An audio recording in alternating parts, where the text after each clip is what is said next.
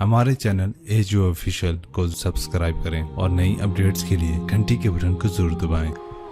बहुत बड़ी ताकत बनेंगे आप अगर आपको सहना आ गया और बर्दाश्त करना आ गया। क्योंकि जब आप बर्दाश्त करते हैं ना तो अंदर में एक ताकत पैदा होती है। वो ताकत आपकी रूह को परवाज़ देती है और अगलों के लिए तस्खीर का काम देती है। और अगर आप फट गए तो बम के फटने से क्या होता है? तबाही आती है। जब आप फटेंगे या मैं फटूंगा तो मुआशरे में तबाही आ जाएगी। तो इसके लिए आप दो चीज़ों का एहतमाम फरमाएं। एक, अपनी ज़बान की हिफाजत फरमाएं। आप इस 400 के मुआशरे में कोई गीबत करने वाला ना हो, कोई झूठ बोलने वाला ना हो, कोई किसी को तंज करने वाला ना हो, ताना देने वाला ना। ऐसी बात जो किसी के दिल पे जाके चोट मारे, उससे आप अपनी ज़बान को साफ कर लें। कभी इस पे काबू पा सकेंगे, कभी नहीं, कभी रह जाएगा, कभी हो जाएगा। तो जब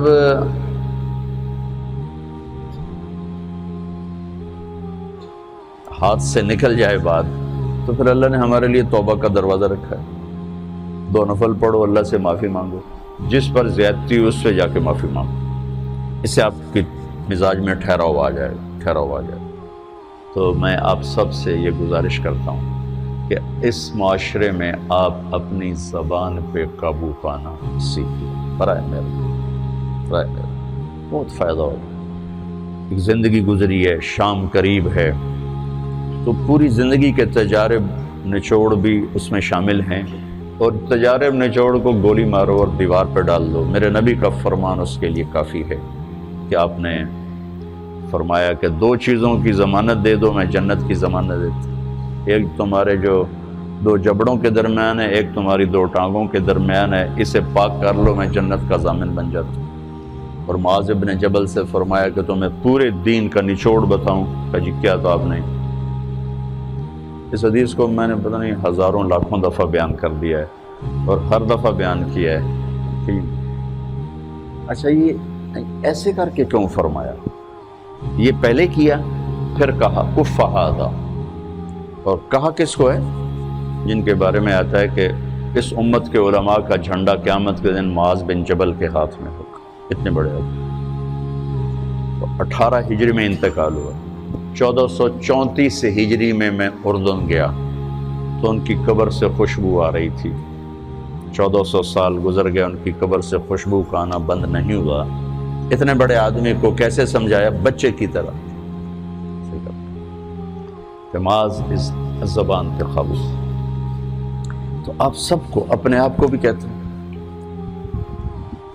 वो अरब खतीब कहते हैं ऊसीकुम नफ्सी अव्वलन व इय्याकुम करके आमतौर पर खुतबा शुरू करते हैं। तो मैं भी अपने ज़ात से शुरू करके आपसे ये अर्ज़ करता हूँ बच्चों कि अपनी ज़बान पे काबू पाना सीखो। यहाँ इसकी मश्क कर लो। ये छोटा सा मैदान है, छोटा, एक तालाब में है आप, तालाब।